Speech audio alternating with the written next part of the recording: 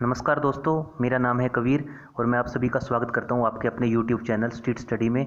तो दोस्तों, इस वीडियो में हम बेसिकली डिस्कस करेंगे जो आज ही हिमाचल प्रदेश कैबिनेट की मीटिंग हुई है, तो उस मीटिंग में क्या क्या निर्णय लिए गए। तो आप देख सकते हैं फोटो में, ये अमर उजाला का आर्टिकल है। इसमें जयराम ठाकुर जी बैठे हुए हैं और ये मीटिंग ले रहे हैं। तो बेसिकली हम सारी चीज़ें डिस्कस करेंगे वन बाई वन, इस बेसिकली मीटिंग में क्या हुआ है। तो दोस्तों, अगर आप चैनल के साथ पहली बार जुड़ रहे हैं तो सब्सक्राइब बटन को हिट कर दें, सब्सक्राइब कर दें चैनल को। वीडियो अच्छी लगे तो लाइक जरूर करें और इस वीडियो को शुरू से लेकर एंड तक जरूर देखें, क्योंकि ये वीडियो आपके लिए बहुत महत्वपूर्ण होने वाली है। दोस्तों, क्या हुआ बेसिकली, हिमाचल कैबिनेट ने प्रदेश में सभी संस्थानों पर बसें चलाने के लिए मंजूरी दे दी है।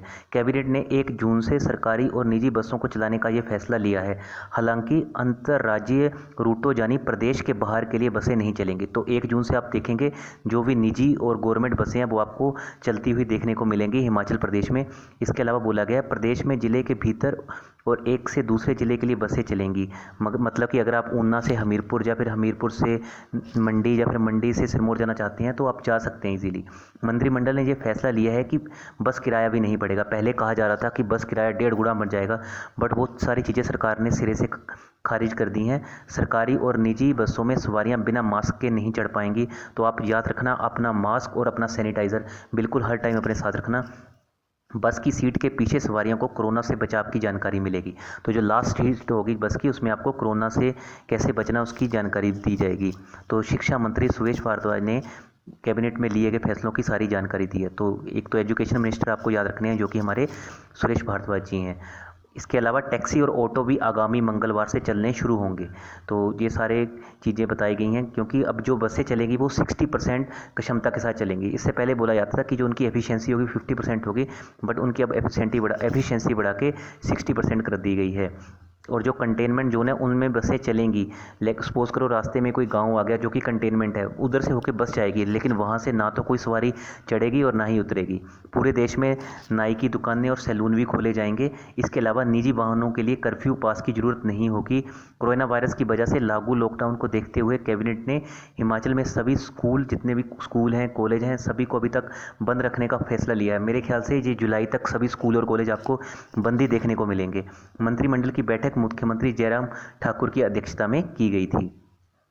तो इसके अलावा जयराम मंत्रिमंडल ने प्रदेश के लाखों अभिभावकों को बड़ी राहत दी है। तो जितने भी स्टूडेंट्स जो निजी स्कूलों में पढ़ रहे हैं, तो उन स्कूलों को सिर्फ ट्यूशन फीस ही लेनी पड़ेगी, जिससे क्या होगा कि बेसिकली बहुत से जो ऐसे अभिभावक हैं जो बच्चों की फ़ीस नहीं दे पा रहे थे क्योंकि वो खुद भी जॉब पे नहीं जा पा रहे हैं, तो उनको अच्छा इसका न्यूज़ का फैसला अच्छा उनके हित में रहेगा।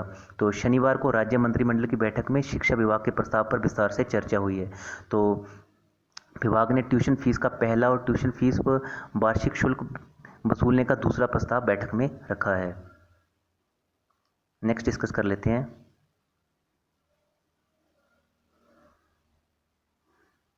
शिक्षा मंत्री सुरेश भारद्वाज ने बताया कि निजी स्कूलों को ऑनलाइन पढ़ाई जारी रखने को कहा गया है। तो जितने भी प्राइवेट स्कूल हैं उनको बोला गया कि आप ऑनलाइन जो भी आप स्टडी करवा रहे हैं तो वो जारी रखें। मैंने बहुत से टीचर्स को देखा है, वो वीडियो बना रहे हैं और वीडियो बना के एक ग्रुप, व्हाट्सएप ग्रुप या फिर टेलीग्राम ग्रुप्स हैं, उनमें पेस्ट करते हैं और वहाँ से स्टूडेंट्स को स्टडी कर रहे हैं। इसके अलावा निजी स्कूलों को शिक्षकों और गैर शिक्षकों को पूरे वेतन देने को कहा गया है। तो जो भी प्राइवेट स्कूल हैं वो किसी भी कर्मचारी का, चाहे वो परमानेंट है या चाहे टेम्परेरी है, वो किसी का भी वेतन नहीं काट सकता और वेतन देने से भी मना नहीं कर सकता है। उन्होंने कहा है कि ये विश्व व्यापक समस्या है, इस समस्या में हम सबको एक साथ मिलकर खड़े होना चाहिए। इसके अलावा आर्थिक गतिविधियों को शुरू करने के लिए बुधवार को फिर से एक बैठक बुलाई जाएगी।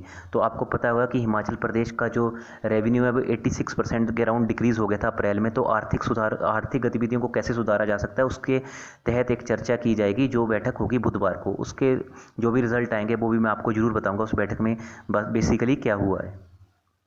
नेक्स्ट इज हिमाचल में करीब 14.5 जो अराउंड 14.5 थाउजेंड लवारिस पशुओं को अब चारे के लिए भटकना नहीं पड़ेगा। तो इसके लिए बेसिकली सरकार ने किया है सरकार ने गौ सदन संचालक को वित्तीय मदद देने की जो है वो कोशिश की है।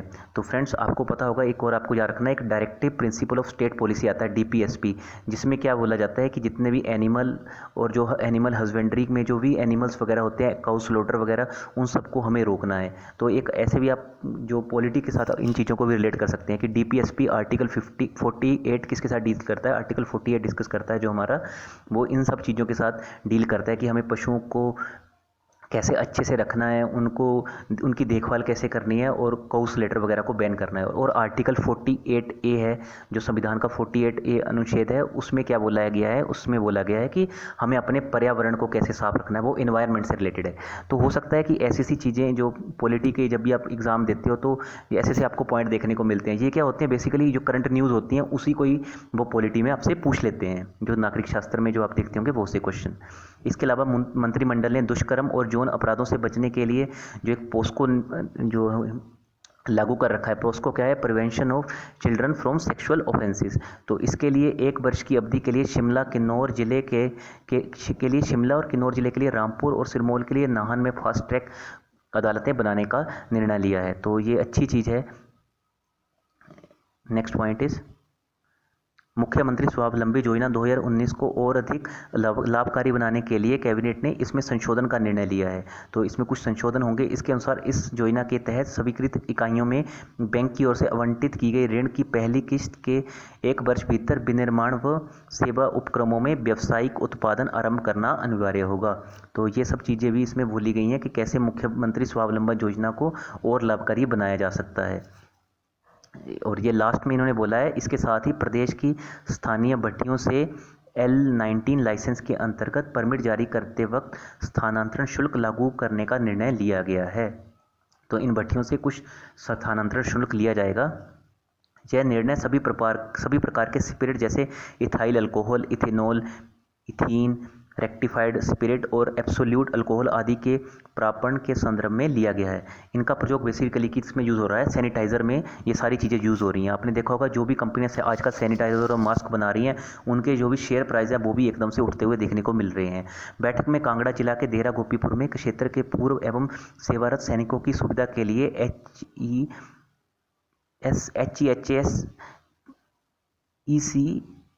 HEHAS पॉलिटेक्निक एवं ECM में CST कैंटीन स्थापित करने के लिए केंद्रीय रक्षा मंत्रालय के पक्ष में निःशुल्क भूमि हस्तांतरित करने को अपनी स्वीकृति प्रदान की है। तो फ्रेंड्स ECHS क्या है, ये बेसिकली ECH पॉलिटेक्निक का नाम है। ये इतना आपके लिए इंपॉर्टेंट नहीं है, बस आपको ये याद रखना है कि बेसिकली क्या क्या इस कैबिनेट में डिसीजन लिए गए हैं।